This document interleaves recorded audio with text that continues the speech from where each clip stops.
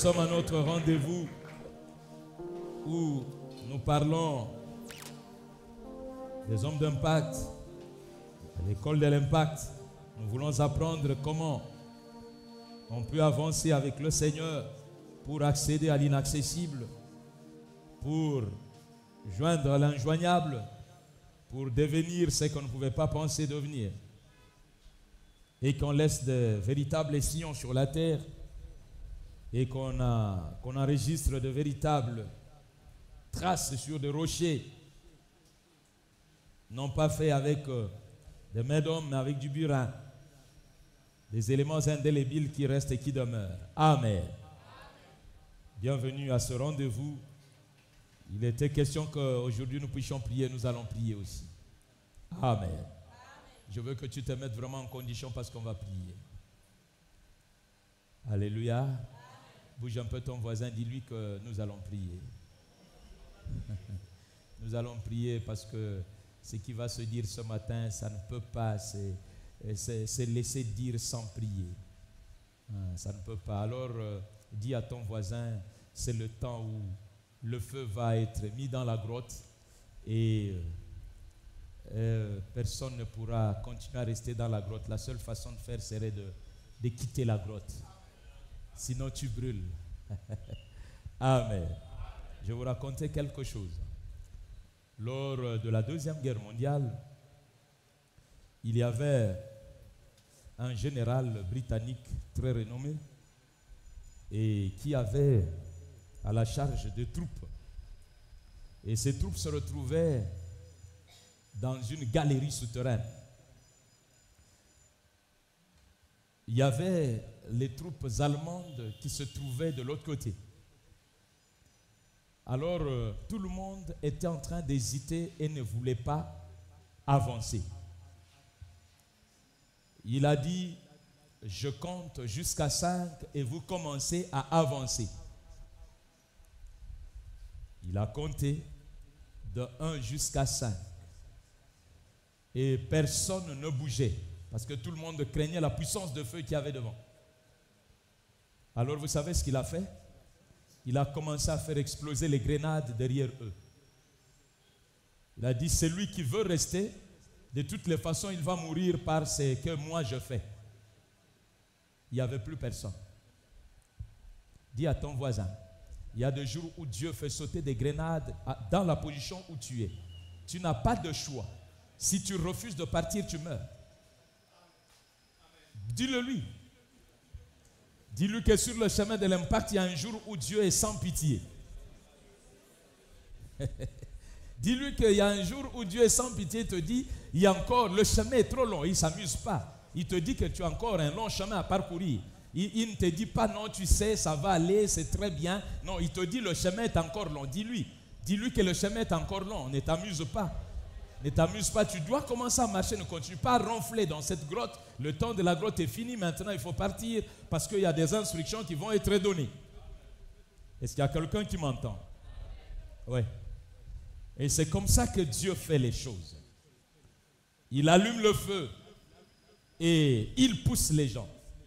Il a allumé le feu dans la chambre haute et puis personne n'était dedans. Il n'y avait pas un ordre de sortir. Tout le monde était sorti. Tout le monde pouvait commencer à parler. On avait dit à personne de parler. On avait demandé à personne de parler. Mais chacun pouvait parler. Personne ne pouvait se taire. Il y a un jour où Dieu change les choses, bouscule les limites et change même les attitudes et ne travaille plus avec tes émotions, mais il t'imprime le rythme qu'il veut et il commence à te faire faire ce qu'il faut. C'est pourquoi ce matin, nous allons prier pour que le maître de ces choses puisse commencer à saisir nos vies. Tu as trop longtemps laissé ta vie sous l'emprise des sentiments, de ta réflexion, de ta petite intelligence, de ton petit diplôme, de tes petits habits et de tes petites relations, de ceci ou de cela. Il faut que le Saint-Esprit vienne et quand il vient, il touche dans la chambre haute, il ne sait pas qui est pêcheur de poissons, il ne sait pas qui est comptable, il ne sait pas qui est mère de famille, il ne sait pas, il ne connaît pas tout ça, il s'en fout. Il sait simplement que ici il y a des disciples, il y a des gens qui sont en train d'attendre. Et s'il y a un disciple, s'il y a quelqu'un qui est prêt à pouvoir attendre ce moment-là, alors celui-là va être embrasé et il va sortir. La porte va s'ouvrir, plus personne ne restera dedans. et tout le monde va se mettre à parler. Si tu crois ces choses, tu me donnes un bel amen. Parce que tu es en train de m'écouter comme si on était en classe. Mais aujourd'hui, on est à l'armée. Alléluia. On est à l'armée, prends position parce que tu es un militaire, tu dois pouvoir être à côté de ton sac et de tout ce que tu dois transporter. Quel que soit ce que ça peut peser, tout le monde transporte les mêmes choses. Tu sais ça? Quel que soit le poids, tout le monde transporte la même chose. Et celui qui n'a pas, qui ne pèse pas beaucoup, et celui qui pèse beaucoup, tous vont transporter la même chose. Débrouille-toi pour transporter ta charge.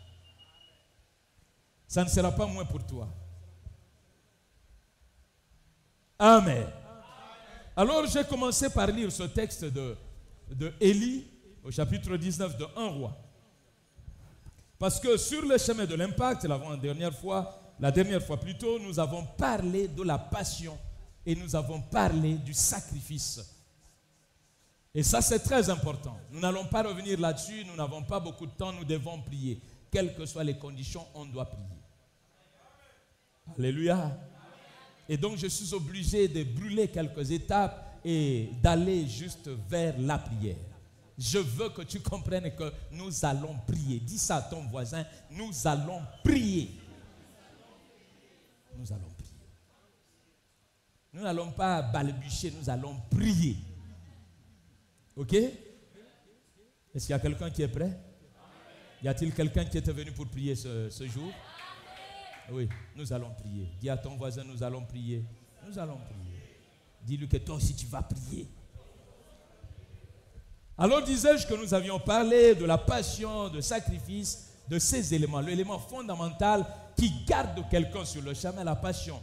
Pas la passion comme simplement cette énergie motivatrice qui serait en train de te transporter, de te pousser, mais la passion comme élément de souffrance qu'on doit accepter d'endurer parce que sur ce chemin-là, cela existe.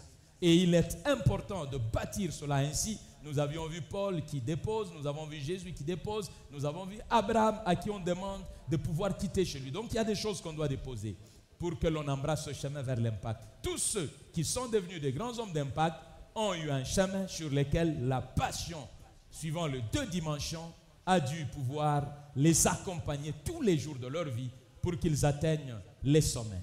Et je crois très fermement, avec beaucoup de sincérité, que s'il y a quelqu'un qui s'applique à aller dans le sens de ces choses, il ne manquera pas de vivre également les mêmes choses parce que la Bible dit que le Dieu que nous servons, il est le même hier, aujourd'hui et éternellement. Ce qu'il a fait à l'un, il le fait pour tous. Ce qu'il a dit à l'un, il le dit à tous. Et donc ce qu'il a fait avec les autres, cela nous sert d'exemple et nous pouvons avancer. Alors, aujourd'hui, nous allons parler de quelque chose de très intéressant, de très important. Avant de pouvoir y aller, j'appelle mon complice de mes prédications, mon lecteur. Je t'ai déjà dit qu'il faut être prêt. Tu me lis mes textes de base. Je reviendrai sur mon texte de 1 roi bien après. Mais maintenant, je voudrais d'abord faire un petit rappel. Tu lis les textes de base. 1 Samuel chapitre 22. Exact. À partir du verset 1er, j'ai lu au nom de Jésus. Si tu es capable de te lever, tu te tiens debout pour honorer cette parole. Si tu crois que c'est la parole du roi de gloire. David partit de là et se sauva dans la caverne d'Adullam. Ses frères et toute la maison de son père la prirent et ils descendirent vers lui. Tous ceux qui se trouvaient dans la détresse, qui avaient des créanciers ou qui étaient mécontents, se rassemblèrent auprès de lui et il devint leur chef. Amen. Ainsi se joignirent à lui environ 400 hommes. De là, David s'en alla à Mitzpé dans le pays de Moab. Il dit au roi de Moab, « Permets, je te prie, à mon père et à ma mère de se retirer chez vous jusqu'à ce que je sache ce que Dieu fera de moi. » Amen. Amen. Tu prends un deuxième texte. 1 Chronique chapitre 29. Tu lis à partir du verset 26 jusqu'à 30. 30 c'est le dernier évidemment. 1 Chronique chapitre 29. Je lis au nom de Jésus. Oui. David, fils d'Isaïe, régna sur tout Israël. Le temps qu'il régna sur Israël fut de 40 ans. À Hébron, il régna 7 ans. À Jérusalem, il régna 33 ans. Il mourut dans une heureuse vieillesse, rassasié de jours, de richesses et de gloire. Et Salomon, son fils, régna à sa place. Les actions du roi David, les premières et les dernières, sont écrites dans les livres de Samuel le voyant, dans les livres de Nathan le prophète et dans les livres de Gad le prophète, avec tout son règne et tous ses exploits et ce qui s'est passé dans son temps, soit en Israël, soit dans tout le royaume des autres pays. Amen. Amen. Est-ce que quelqu'un peut dire un bel amen pour ce texte? Amen. Merci beaucoup, tu peux reprendre ta place.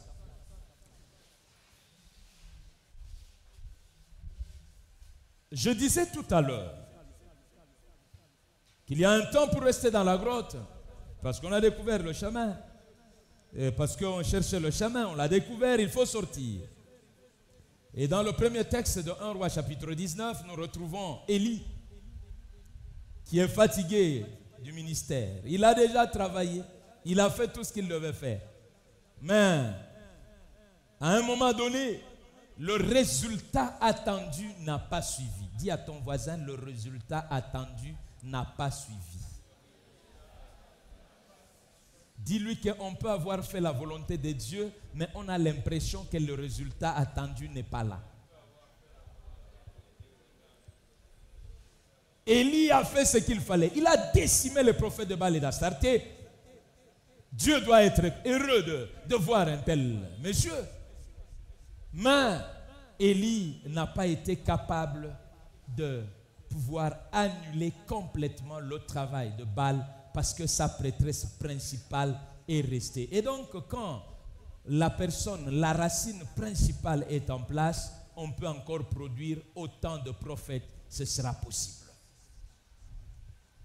Élie se rend compte que c'est comme s'il a échoué parce que sa dernière cartouche a été utilisée, mais ça n'a pas produit les résultats qu'il fallait. Ça n'a pas ramené Jézabel, mais bien au contraire, ça a attisé la colère de Jézabel. Je prie mon Dieu ce matin pour quelqu'un qui se dit « Que puis-je encore? Que puis-je encore ?» Je prie ce matin parce qu'à cette question, il y a une réponse. Et la réponse, c'est ce que nous allons apprendre tout à l'heure. Il y a une réponse. Dieu n'a jamais été devant un cul-de-sac. Dieu n'est jamais devant un cul-de-sac. Dieu n'est jamais devant un mur. Quand c'est un mur comme Jéricho, il va l'anéantir jusqu'à ce qu'il entre. Il n'y a rien. Quand c'est barricadé et fermé, ça signifie que maintenant, c'est le temps de Dieu. La porte surnaturelle ne peut pas être fermée. Lorsque le naturel est en train de ne plus t'obéir, cela signifie que ça n'est fini avec le naturel. Il faut entrer dans le surnaturel. Je prie mon Dieu aujourd'hui pour que tu sortes du naturel.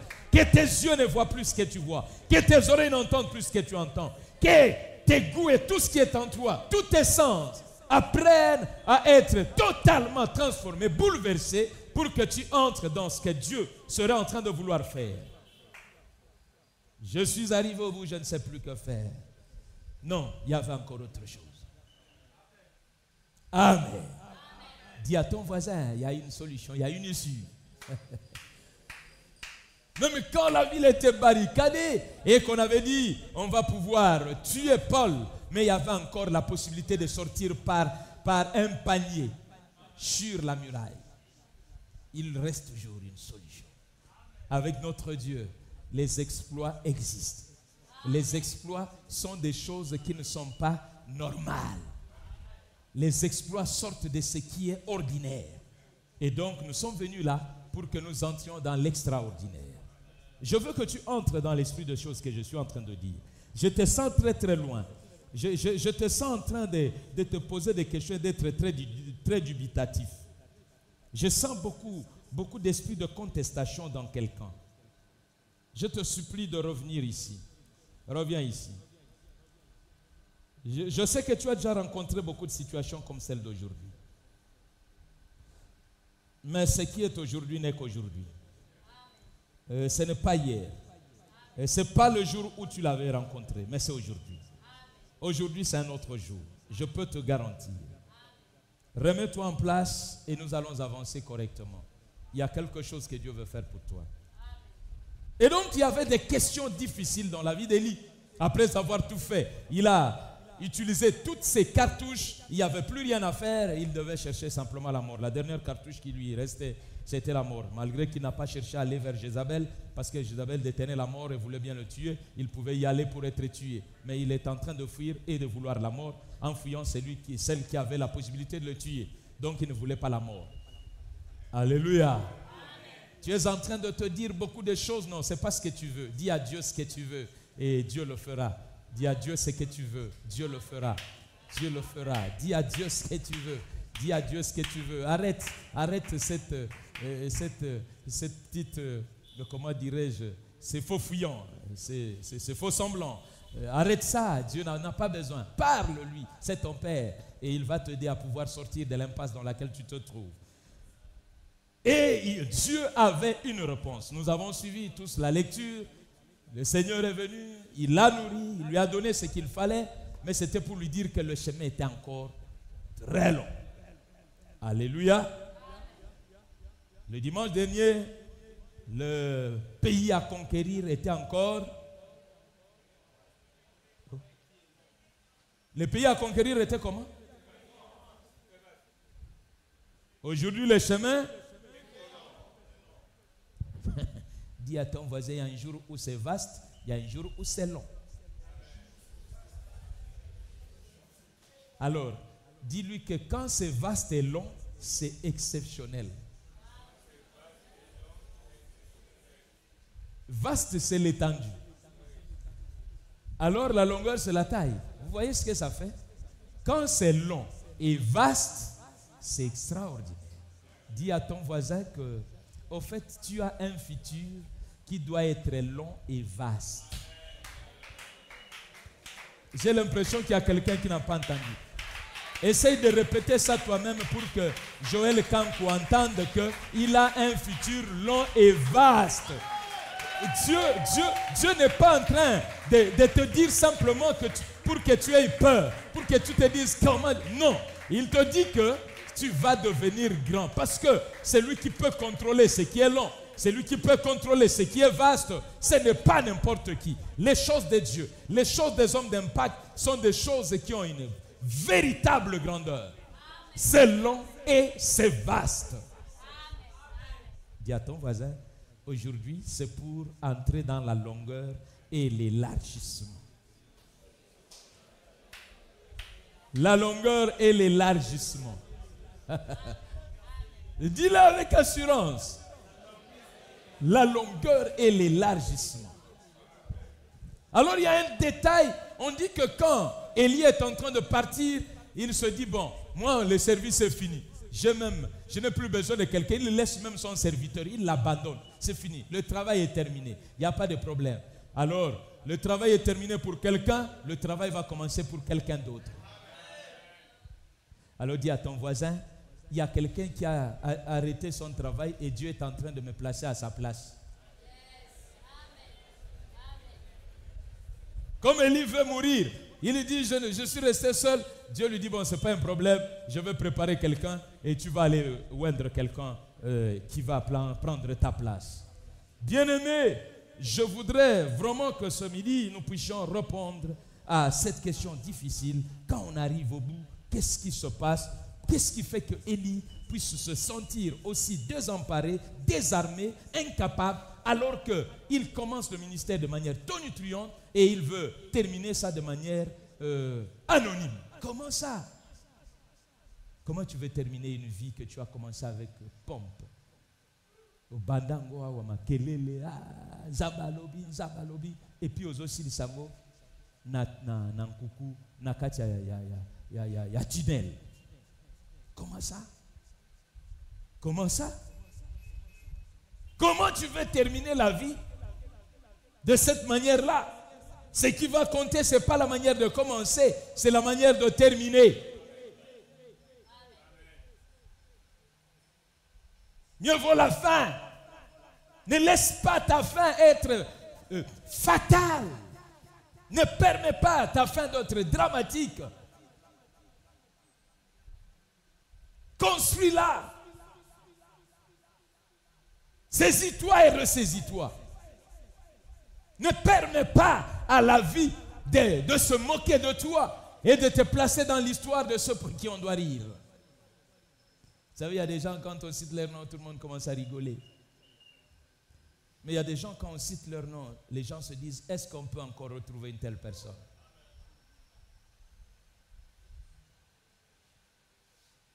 On va se rappeler de quoi? Non. Il faut savoir, il y a quelque chose qui doit se passer. Alors, dans notre texte, nous venons de relire David. David,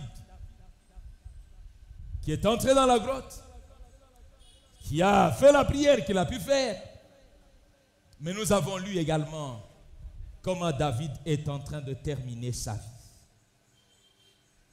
Ainsi David, fils d'Isaïe, régnant sur tout Israël. Son règne sur Israël dura 40 ans.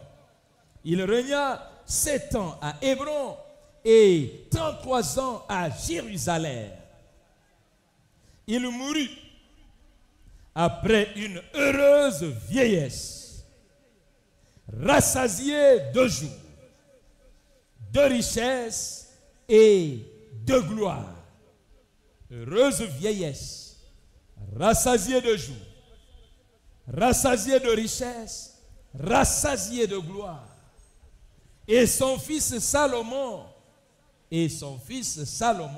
devint roi à sa place. C'est-à-dire, il y eut un successeur adéquat. C'est-à-dire, son œuvre ne périt pas, mais continua. J'avais beaucoup parlé de ces aspects le dimanche dernier. Et c'est pourquoi j'avais parlé de la passion. Qu'il faut pour entretenir ces rythmes. Mais, il y a un élément important. C'est que quand on rentre au verset suivant, la Bible dit, les actes du roi David, des premiers au dernier, sont décrits dans les annales de Samuel, le voyant, dans celle du prophète Nathan et dans celle du prophète Gad. Amen. Bien-aimés, il y a une loi essentielle. C'est cette loi sur laquelle nous allons parler ce matin et prier. Il y a une loi essentielle qui entretient les gens sur le chemin de l'impact. Dis à ton voisin, une loi essentielle. Une loi essentielle. Amen.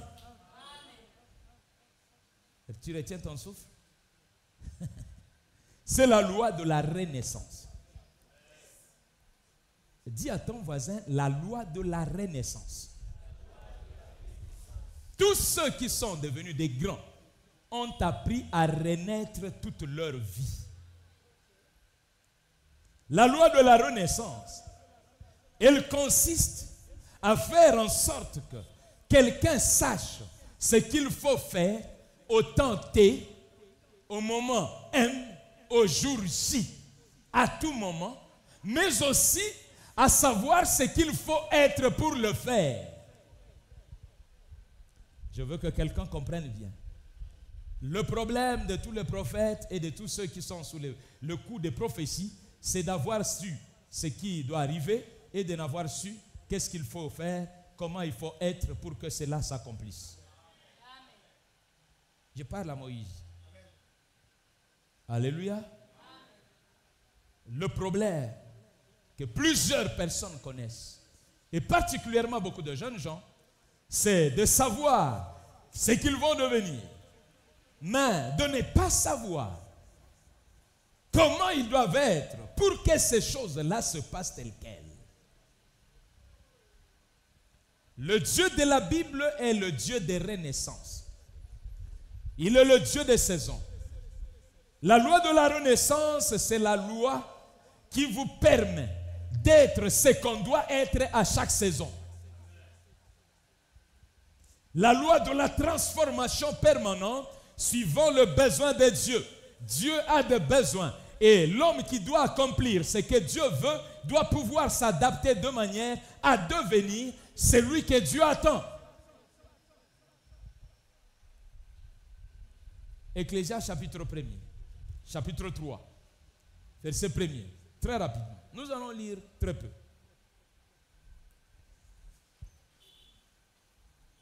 Très rapidement, s'il te plaît. Ecclésias chapitre 3, verset 1er.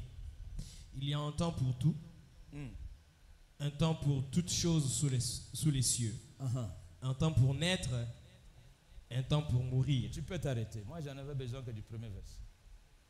Il y a un temps pour toutes choses sous le soleil. Bien-aimé, ce texte vous donne la loi de la renaissance permanente. Si vous ne savez pas être ce que vous devez être en ce moment-ci, vous ne pouvez pas être utile en ce moment. La loi de la renaissance, c'est la loi qui permet à quelqu'un de se rendre utile de manière permanente, quel que soit le temps, quelles que soient les circonstances. La loi de la renaissance, c'est la loi qui a permis à des hommes comme Daniel de continuer à être utiles pour le roi Nebuchadnezzar, pour Darius, pour Assuérus, pour tous les rois qui sont passés. 4 pour chacun, il pouvait être utile pour eux parce qu'il apprenait à renaître. Vous ne renaissez pas. Vous voulez garder ce que vous êtes et c'est ce qui fait de vous des pharisiens. Bouge ton voisin. Tu dois renaître.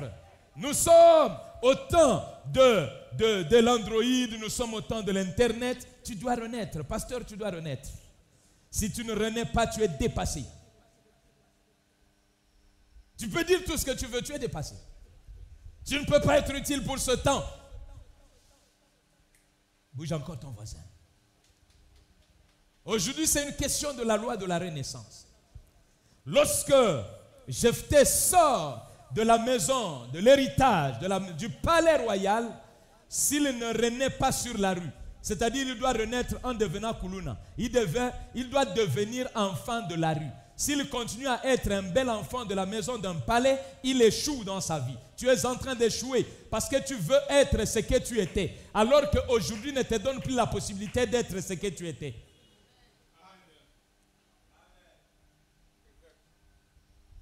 Si Jephthé ne renaît pas, ne devient pas comment vous les appelez, un shege, c'est fini. Mais Dieu doit venir chercher Jephthé si Jephthé renaît. La loi de la renaissance. Tu vas aller dans ton mariage, tu commenceras à dire à ton mari parce que tu ne veux pas renaître dans ton mariage. Tu dois renaître là.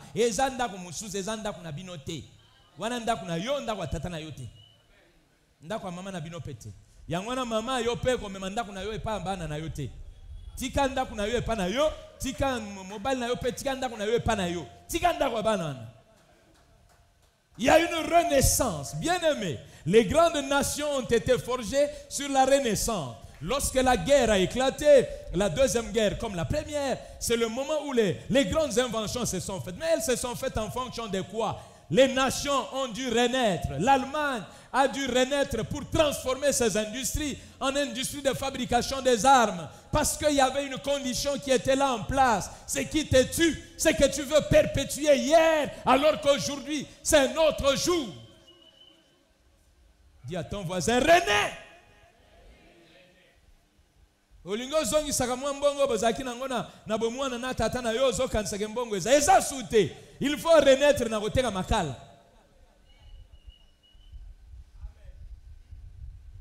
Est-ce qu'il y a quelqu'un qui m'entend? Bien-aimé, le problème des hommes, c'est la renaissance. Le Dieu de la Bible est un Dieu de renaissance. Un homme comme David, son succès, c'est parce qu'il sait renaître. Tu dois renaître.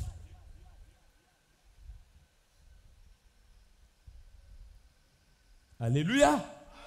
Dis à ton voisin, tu dois renaître. Comment faire des rencontres utiles sur le chemin de l'impact? C'est en connaissant la renaissance. Si tu ne renais pas, tu ne peux pas rencontrer les hommes du temps. Tu ne peux pas rencontrer les circonstances. Tu ne sauras pas rencontrer les choses qui rencontrent les circonstances. Muto bazoluka. Quand Jésus vient, Tu peux prendre Jean chapitre 3. Nous allons lire rapidement. Jean chapitre 3. Très très vite.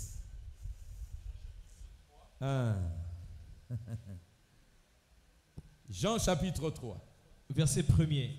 Mais il y eut un homme d'entre les pharisiens nommé Nicodème. Il était aussi pharisien. C'est-à-dire un homme rigide. Rigide.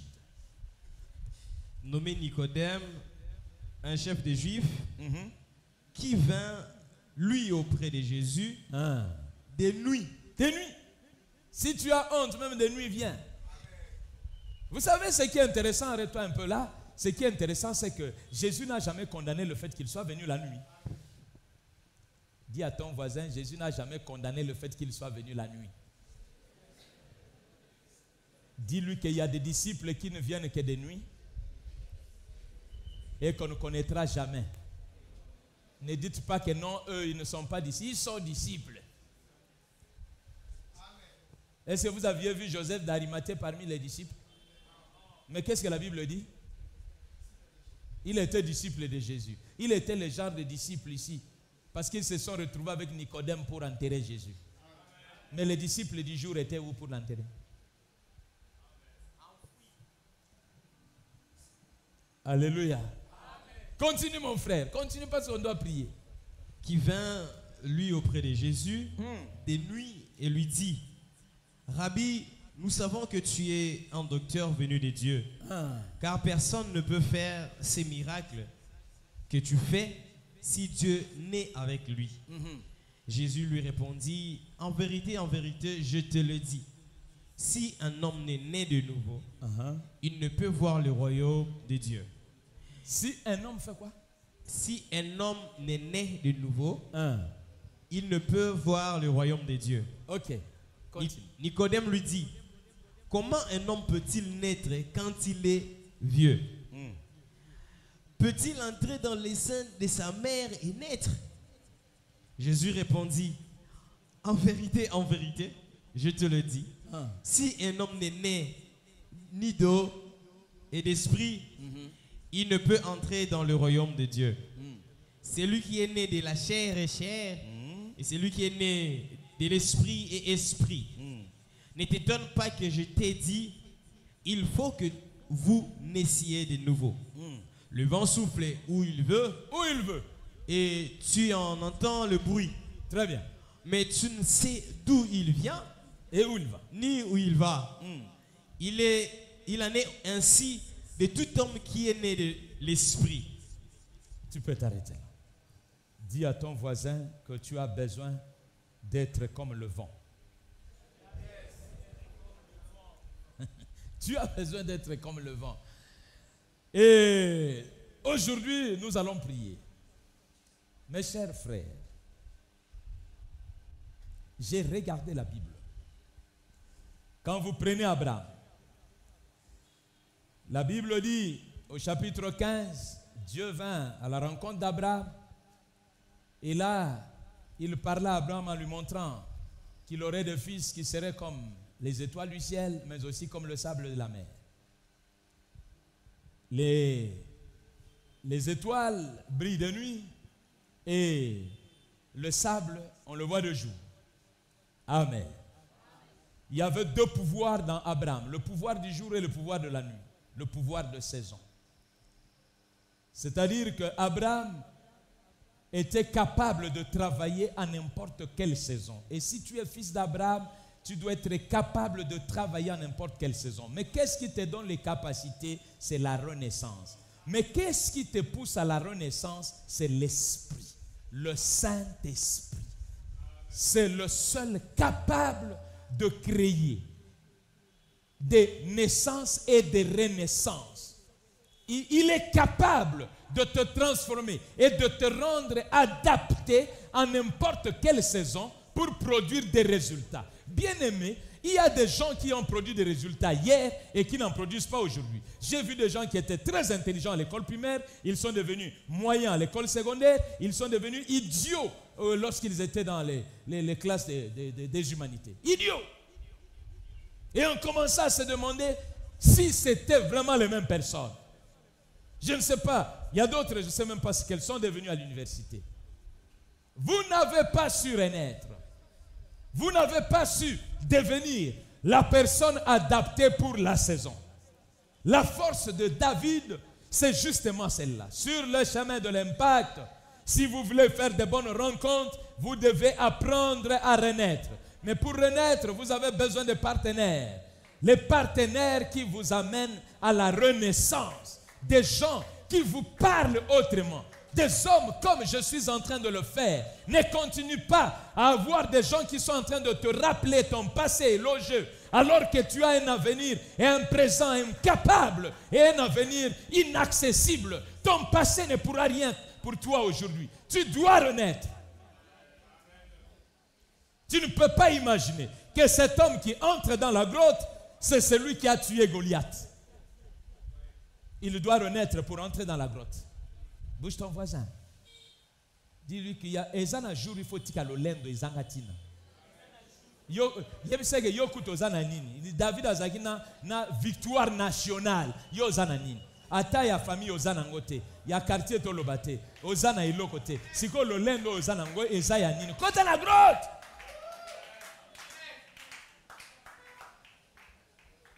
Alléluia. Tu n'as rien.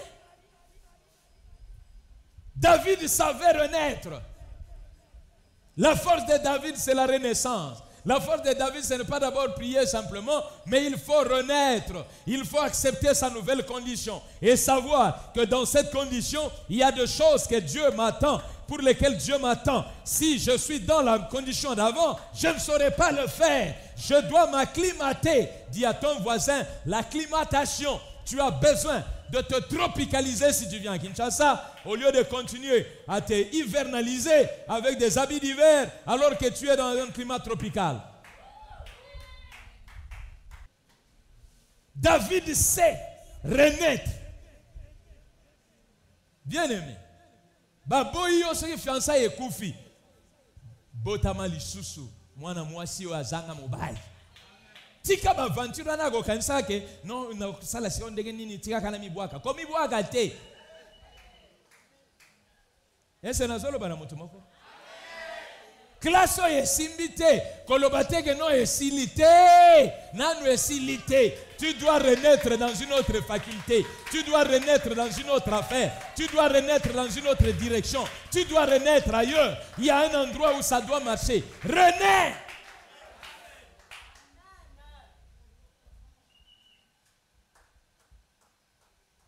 Le problème, c'est que vous voulez rester là où vous ne pouvez rien. Vous voulez demeurer hier et aujourd'hui éternellement les mêmes rabbis.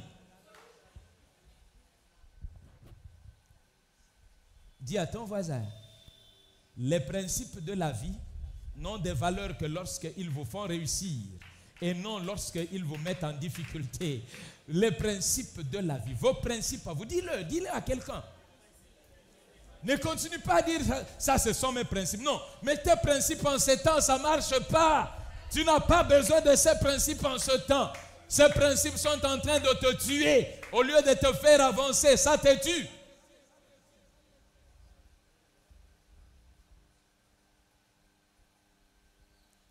C'est la bataille que les parents ont aujourd'hui, nous les parents avec les enfants. Parce que nous voulons les éduquer comme à notre temps. Non, c'est impossible. Nous devons renaître.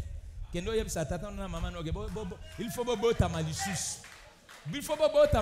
génération. Vous devez renaître. Si vous ne renaissez pas dans cette génération, vous n'éduquerez personne. Vous allez perdre vos enfants. Ah, je parle à quelqu'un. Oui? La renaissance, recevoir l'esprit qui fait renaître. Lorsque Jésus est en train de partir, il regarde ceux qui étaient avec lui et il dit non, s'il reste comme ça sera compliqué. Un jour, alors qu'on lui posait la question, nous sommes je crois dans Luc 5, et on dit mais qu'est-ce qui fait que tes adeptes là ne jeûnent même pas? Ils ne jeûnent pas, oui, ils ne jeûnent pas. Alors que les autres disciples sont en train de jeûner. Jésus regarde et dit oui, vous avez raison, ils ne jeûnent pas. Mais Le temps actuel est tel que eux, ils ne peuvent pas jeûner. Mais viendra le temps où eux aussi devront jeûner. Et donc, si ces gens, au jour où ils doivent jeûner, ne jeûnent pas, ils ne peuvent pas vivre les exploits. Ils doivent renaître. Ils doivent oublier le temps où ils mangeaient, buvaient tous les jours du matin au soir. C'est pourquoi un jour, ils n'ont pas été capables de pouvoir chasser des démons. Parce qu'eux, ils avaient appris à manger, à boire tous les jours. Est-ce qu'il y a quelqu'un qui me comprend? Dis à ton voisin, tu dois renaître. Sur le chemin de l'impact, il y a une loi, la loi de la renaissance. Tu dois renaître. David, plutôt Joseph, qui passe par plusieurs mains. Il doit renaître auprès des Ismaélites. Il doit renaître dans la maison de Potiphar. Il doit renaître dans la prison. Et il doit renaître pour être gouverneur. Vous voyez, c'est ce prisonnier. Parce que la renaissance est dans tous les sens. Vous voyez un prisonnier qui doit devenir le grand gouverneur qui gère toute une nation. Mais il doit renaître. S'il ne renaît pas, il risque de croire que les autres qu'il est en train de gérer, ce sont des prisonniers. Et lui-même risque de penser, je suis prisonnier. Alors qu'on est en train de dire, allez voir Joseph, bien-aimé. Et ça va continuer à kozala obazaki kakanaka moi monsambu na yepo azamu Congo moya changer zati.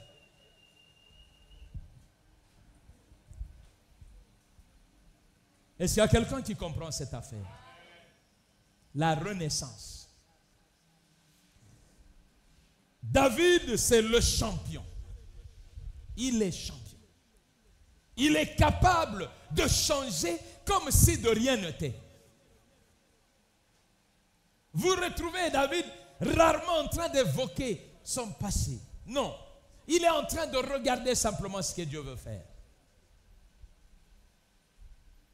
Vous ne trouvez pas Joseph en train de se plaindre.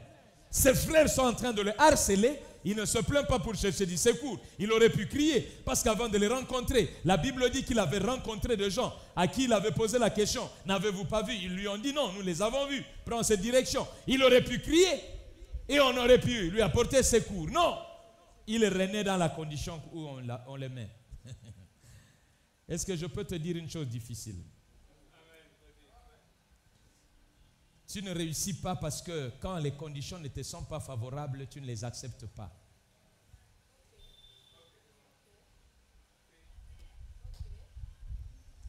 Quand les conditions ne sont pas favorables, c'est toi qui dois renaître. Moi. Eh, tika, ngai, munokwana obebi sangoti na ajni. Ezana ajo kwa so obebi sangoti. Ezana ebele obiso to yebaki. Eh, atikla makeno apamba na opusanga ni. Lelo ba kwa lo apesa nga ye. Munoke koma bien siko.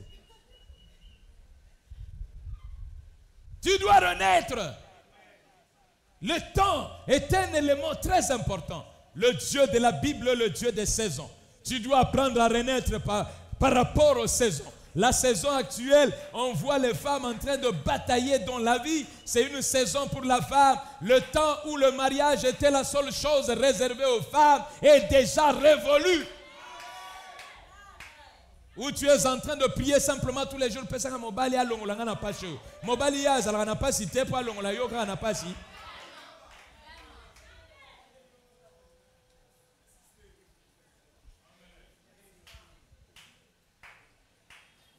J'en ai connu une qui était très brillante ici et qui tous les jours accusait sa famille et qui voulait à tout prix se marier. Elle s'est mariée, mais aujourd'hui, c'est elle qui a quitté le mariage. Elle disait, non, c'est chez moi, on ne m'aime pas, je dois partir dans ma maison. Mais maintenant, elle dit, le mariage, je croyais que c'était le bon endroit. La renaissance. La loi de la renaissance, c'est la loi qui amène les gens vers l'impact. Sur le chemin de l'impact, apprenez à renaître. Renaissez.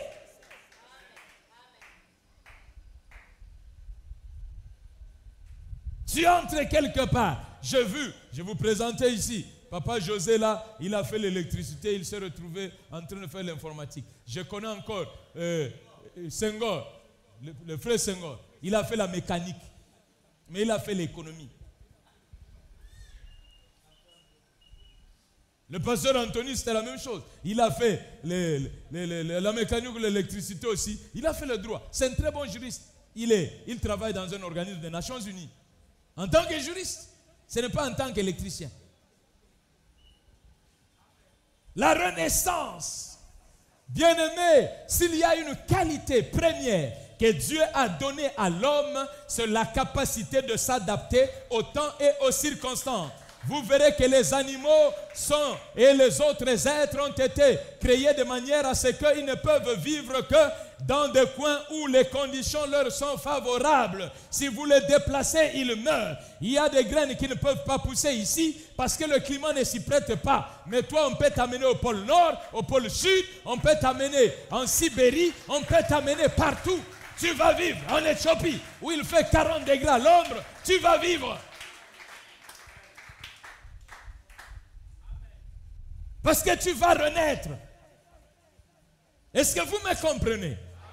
L'esprit de l'Éternel est un esprit de renaissance. C'est un esprit de flexibilité. C'est pourquoi un grand homme d'impact comme Paul, qu'est-ce qu'il vous dit? J'étais ceci avec ceci, j'étais cela avec cela. Je me sens bien dans l'abondance, je me sens bien dans la disette. Il est capable de renaître là où il n'y a rien à manger. Il est capable de renaître dans l'abondance. Il est capable d'être avec les voyous pour que les voyous puissent connaître le Seigneur. Il renaît, il devient comme un voyou. Tu es tellement trop plein de toi, imbu de toi-même, que tu ne peux pas devenir l'homme que Dieu utilisera. Bouge ton voisin, dis-lui que ça, des choses pareilles ne font pas dormir. Si tu dors, on risque de croire à ce que tout le monde pense. Vina yo esi lala ba pongi ebele yo lingo la sango sulelo. Ba pongi yo vina yo lala est-ce que o calculango? Yebisa va non tika olal sa vie.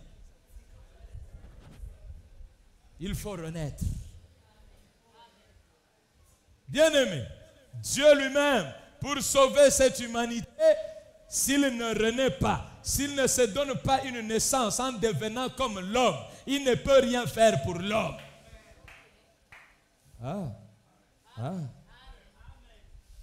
Il ne peut rien faire.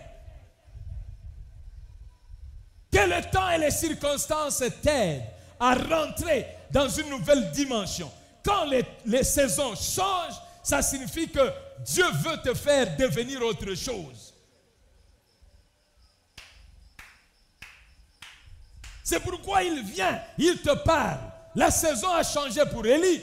Il lui dit non, il faut que tu apprennes quelque chose. Et quand Dieu vient le visiter, Élie entend des bruits, des tonnerres, le feu. Non, Dieu n'est pas dans le feu. Ce n'était pas la saison du feu. Dis à ton voisin, ce n'était pas la saison du feu. Dieu n'était pas dans la saison du feu. Dieu n'était pas dans la saison de vent puissant. Dieu n'était pas dans la saison des tremblements de terre. Il n'était pas dans cette saison-là. Élie devait renaître. Il était dans la brume légère. C'était une autre saison. Dis à ton voisin, c'est une autre saison. Et dans cette saison-là, tu as l'habitude de dire que bon, saison camarade na lobby saison o eza ba camarade boy. Saison o eza ba camarade boy. Po eza na mutuma otuna bi yo comme camarade na ye e bandi nini e bandi kaka pona saison. Alléluia. Et bandi kaka pona saison. Vous savez même quand les gens sont en train de dire oh non, bah politiciens, transhumance et tout ça. Écoutez, la saison quand a ses principes et ses réalités et ses fondamentaux et vous ne pouvez pas y échapper. Sinon vous périssez. La saison, Les gens qui renaissent savent où se placer, comment se placer, avec qui se placer et où aller. Les spécialistes de la renaissance. Bien-aimé, l'Esprit de l'Éternel sonde tout, même les profondeurs des dieux. Quand les grands changements arrivent, le grand bouleversement vient, ça signifie que l'Esprit de l'Éternel sait de quoi il s'agit et il faut le consulter pour que vous alliez dans le sens de ce qu'il fait. Il y a des vagues qui soufflent. Quand vous allez dans le sens de vagues, vous prenez de la hauteur. Quand vous refusez les vagues, il vous emporte et vous jette très loin. Les gens qui vivent que de l'histoire. Ma fille, pas l'histoire. Pas l'histoire. Pas l'histoire. L'isolo kaka ono biso tozaka soki ndenge nini akotia histoire. Nzambe a construit zakaba histoire à batu. Il y a une histoire à construire. La capacité de renaître fera que tu seras utile à tout moment. Oh non, ndenge nini bato yo babanda politique na Mobutu. Bango kaka bayena kabila le père, bango na pelisus na kabila le fils, bango na lisuna fachi, siko bango lisus banimba sala soki nini. Mais ils ont la capacité de renaître et toi tu n'as aucune capacité. Yo makamuna yo zolingande o buka nyonso yo moyen o sala ezate. Est-ce que je parle à quelqu'un?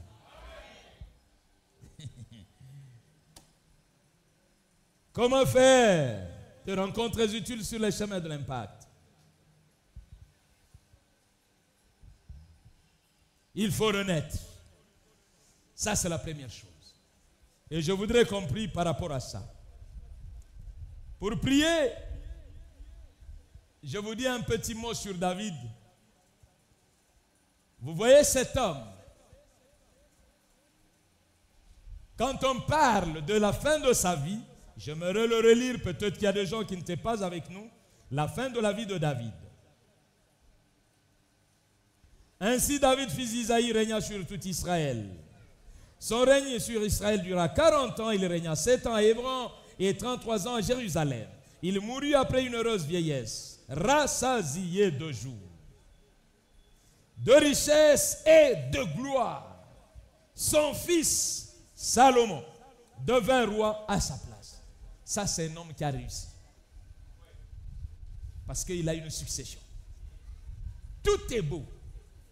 Mais quand vous rentrez dans la vie de cet homme, vous allez retrouver quelque chose qui se trouve au verset suivant. Les actes du roi David, des premiers aux derniers, sont décrits dans les annales de Samuel le voyant, dans celle du prophète Nathan et dans celle du prophète Gad. Ces trois personnes, très importantes. Ce sont des hommes que David a rencontrés sur le chemin des exploits, sur le chemin de l'impact. Des hommes. Parce que chacun avait ce qu'il devait faire autour de cet homme. Il y avait Samuel, qui l'a initié dans ce qu'il devait faire. Samuel. On dit le voyant, Samuel le voyant. Il y a une différence entre les trois. Le problème, c'est que quand c'est présenté dans notre Bible, c'est presque la même chose. Mais quand vous rentrez dans ce que l'hébreu présente, vous verrez que là où on parle de Samuel comme un voyant, il y a le mot Ra, qui signifie effectivement voyant. Là où on parle de Nathan comme prophète, il y a le mot Nabi. Mais ce n'est pas la même chose que le voyant qui est le Ra.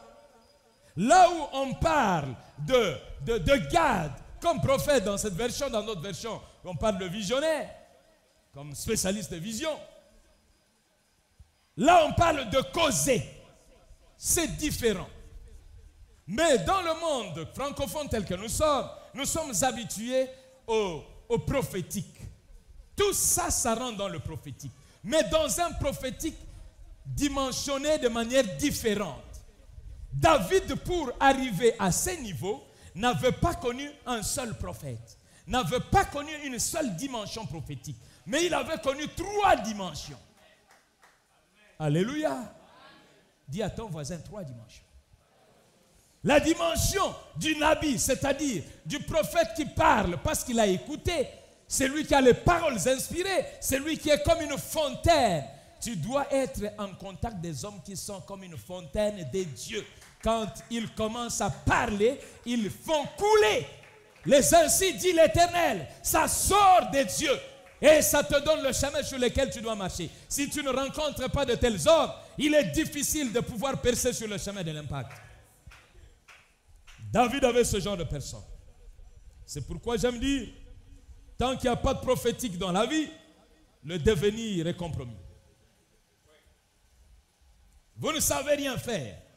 Ceux qui renaissent bien, ce sont ceux qui savent ce que Dieu attend. Et ce que Dieu attend, c'est le Saint-Esprit qui le révèle. Et c'est ça, le prophétique de Dieu. Parce que le Saint-Esprit, c'est le grand prophète de Jésus. Il ne parle pas de lui-même, il parle de ce qu'il a trouvé en Jésus. Il prendra ce qui est en Jésus et il vous le révélera. C'est le prophète de Jésus. Et il fait ce travail-là. Alors, vous retrouvez cette première dimension du prophète, Nabi. Nathan était un Nabi qui venait pour dire à David, voici ce que l'Éternel a dit. Moi, j'ai écouté Dieu. Il utilise ses oreilles. Mais il y avait aussi, autour de David, Samuel. Samuel, c'était le voyant. Le voyant. Il utilisait ses yeux. Et ensuite, il parlait. Il voyait. Voici ce que Dieu me fait voir. Et il pouvait parler à David. C'était un prophète rat. Le rat, c'est celui qui montre à quelqu'un le chemin. Le rat, c'est celui qui a les yeux de quelqu'un. Il y a des prophètes qui doivent avoir les yeux, tes yeux à toi. Oyo, azala misu na yo, yende misu na yo, yenda zomona na place na yo, yenda koyebisa yo talanzela ko tambola yangoyo. David azalaki atena mutu azoyebisa makambo nzambe akosala, me azalaki na mutu azomonela ye nzela, azoyebisa ye talanzela ko tambola yangoyo. Bino bozalaka na ba prophète oyo bayebisaka bino ka makambo en l'air, mais ezalaka na orientation correcte te.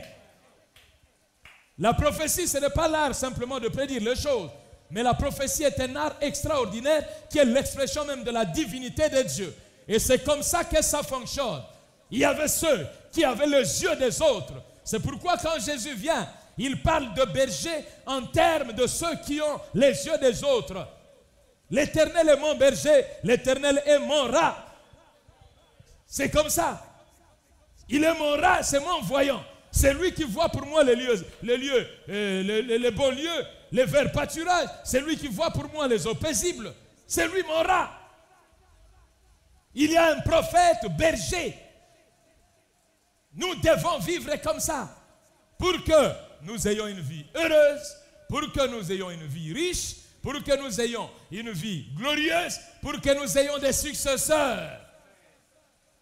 Ça, c'est la deuxième dimension. La troisième, c'est la dimension de Gad, qui était le spécialiste des visions. Gad, c'est le causé. Le causé, c'est qui? Le causé, c'est le prophète qui écoute Dieu à travers tous les sens. C'est-à-dire que ce qu'il sent comme odeur est un langage de Dieu. Ce qu'il touche est un langage de Dieu. Par le toucher, il entend Dieu. Par l'odorat, il entend Dieu. Par le goût, il entend Dieu. Il explique l'inexplicable. Il entre dans le secret de Dieu pour donner des grandes explications. C'est Gad qui doit venir parler à David lorsqu'il y a la situation de la famine qui a duré. Et lorsqu'il fallait que David puisse implanter un autel et pouvoir invoquer l'Éternel. Bien-aimé dans le Seigneur, le causé était là pour les dimensions inaccessibles. Vous ne pouvez pas continuez à prier simplement avec ce que vous saisissez, avec ce que vous voyez, avec ce que vous écoutez. Mais il y a aussi le langage de Dieu qui passe par les choses inaccessibles. Et là, on a besoin de causer parce qu'eux, ils entrent dans cette dimension-là. Alors nous allons prier. Bien-aimé, une génération qui a le Nabi, qui a le causé, qui a le rat, cette génération-là doit réussir. Quand David rassemble ses hommes autour de lui, il réussit. Si tu rassembles ça autour de toi, tu réussis. Si dans une église, si dans une corporation, vous avez ces gens-là, vous réussissez. Parce que l'orientation est totale. Il n'y aura jamais quelque chose qui vous échappera. Pendant que je parle, tu peux commencer à te lever. Tu peux commencer à te lever. Et si tu as des mots à dire à Dieu, tu commences à dire à Dieu. Mais je voudrais que le cantique que j'avais demandé, qu'on puisse le chanter encore.